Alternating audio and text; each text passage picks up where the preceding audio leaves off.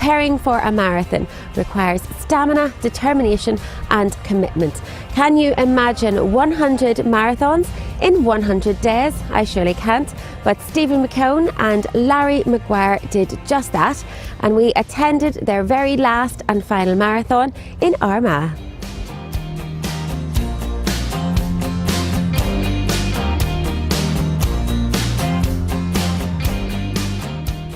So Larry, here we are, 100 marathons, 100 days, all in aid of the Laura Maguire Foundation. Just tell me about why the foundation is so close to your heart. Laura is my sister and she passed away in 1977.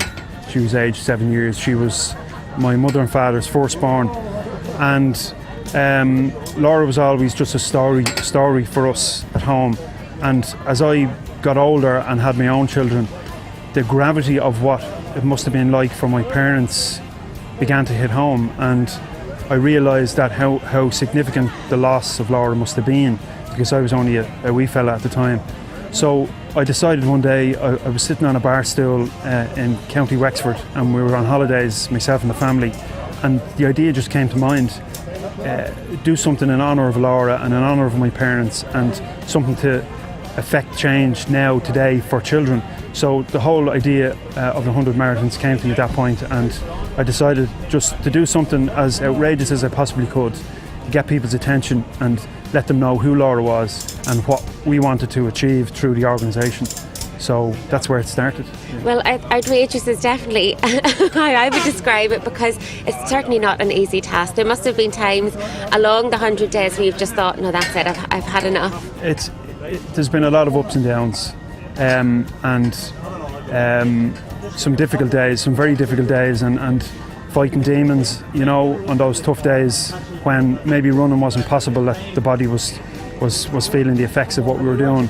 But after a period of a couple of weeks, believe it or not, the body begins to adjust and get stronger, and we in actual fact became faster. We would promote the idea that nothing is impossible and everything is possible.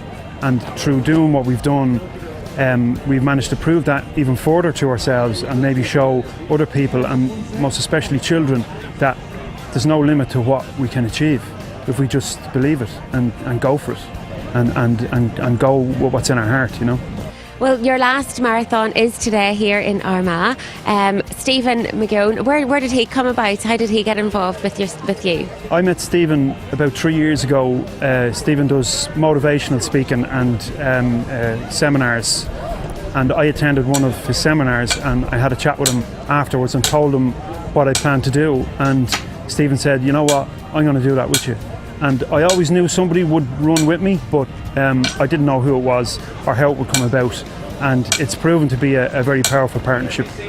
Larry shared the vision and he shared the idea with me, and I was just very inspired by the big goal and by, you know, how many people it could help. So that's really what went through the head. And the 100 days, I'm sure there's been times where you've just thought, okay, we've had enough. That really is. Well.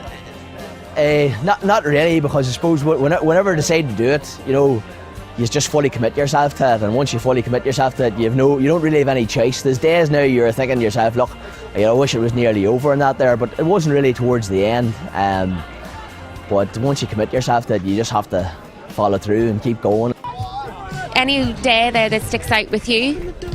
Any day. Well, today, obviously, look at all them people there today, like, you know, it's incredible, like, and yeah, we had great crowds in Omagh and in Uri and Monaghan and in around Armagh, people supporting us. So we had one down in the Curragh, and we've been up in Donegal many times, you know, so there's been loads of fun, and met plenty of new friends and stuff like that there as well too, like, so it's been a great time and loads of support. The support's been fantastic from people. Well, you've said there it is a massive challenge, but it's also physically challenging. How has it affected you physically? Well, I suppose I lost a bit of weight anyway, first of all, like, which mightn't have done any harm anyway, you know, but the first 10 days is very, very painful, so it is, you know, and then the next 20 after that isn't as painful.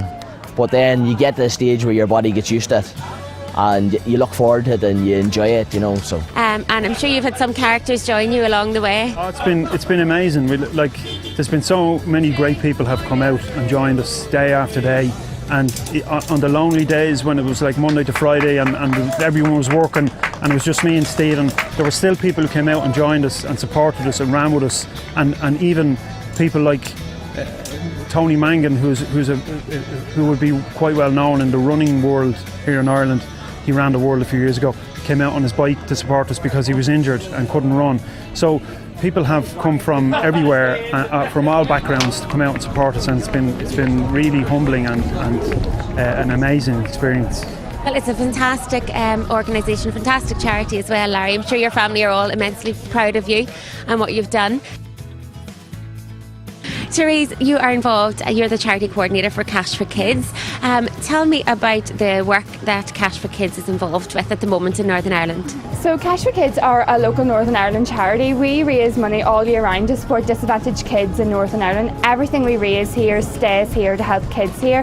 So everything raised in this amazing challenge, everything raised up north will all be used to help families, individuals, community groups, anyone who kind of need our help. We're there to help overcome any disadvantage that any kids may face and help to just level the playing field and make sure they have the best chance at life and give them anything that we can. And you're constantly overwhelmed every single day by the support you receive, especially with Stephen and Larry here as well. Whenever they got in touch, we were just blown away by this amazing challenge, and we wanted to do anything we could to support them in achieving their goal, which here they are running their 100th marathon today. So we're so proud and so thankful to them.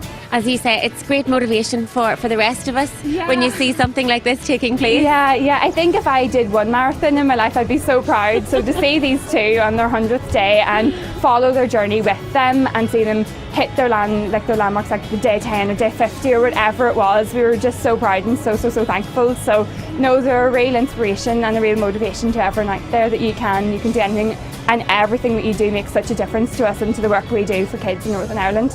Just remind me again of the website and how people can actually donate as well. Sure, we're on Facebook.